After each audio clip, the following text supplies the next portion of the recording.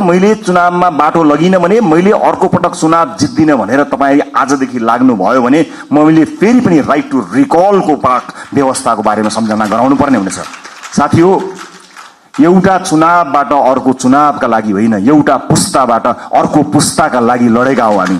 अर्को चुनाव जितौँ नजितौँ त्यो सरकारको विषय भएन, तर अर्को पुस्ताले हार्नु हुँदैन साथी। तपाईँले शक्ति आर्जन गरेर भोलि बजेटमा आफ्नो क्षेत्रमा बजेट सोरेर लानुभयो, कर्णालीलाई रुवाउनु भयो, मधेसलाई रुवाउनु भयो, सुदूरपश्चिमलाई रुवाउनु भयो भने त्यो विकास होइन।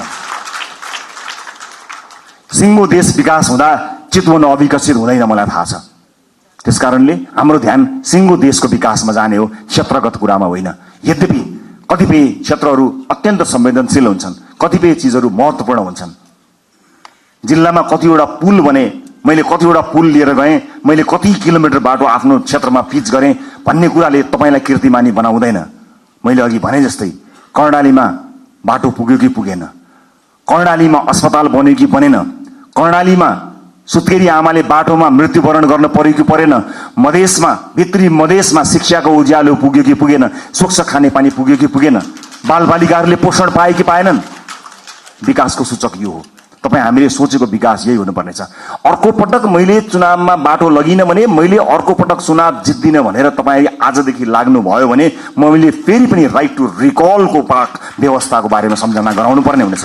साथीहो, एउटा चुनावबाट अर्को चुनावका लागि होइन, एउटा पुस्ताबाट अर्को पुस्ताका लागि लडेका हौ हामी। अर्को चुनाव जितौँ नजितौँ त्यो सरकारको विषय भएन, तर अर्को पुस्ताले हार्नु हुँदैन साथीहो। धेरै पुस्ताले हारिसकेपछि हामी एउटा आशा अपेक्षाको दियो बाल्न सफल भएका छौँ। यसलाई निभ्न नदिनु होला। सभापतिका रूपमा म तपाईँहरूसँग सधैँ छु। म लोकतान्त्रिक पद्धतिलाई विश्वास गर्छु, वर्तमान व्यवस्था वर्तमान संविधानप्रति प्रतिबद्ध छु। शासकीय स्वरूपमा सामर्थ्य पुग्दा केही न केही सुधार चाहिएको छ भन्ने कुराको हामीलाई हेक्का छ, तर वर्तमान व्यवस्था, वर्तमान परिवर्तन, वर्तमान संविधानप्रति हाम्रो प्रतिबद्धता डगमगाएको छैन, डगमगाउनेवाला पनि छैन र यहाँहरूले पनि त्यसलाई डगमगाउन दिनुहुने छैन भन्ने मैले विश्वास लिएको छु। इतिहास रचनामा एउटा मान्छे, एउटा नेताको हात हुँदैन, एउटा पार्टीको हात हुँदैन।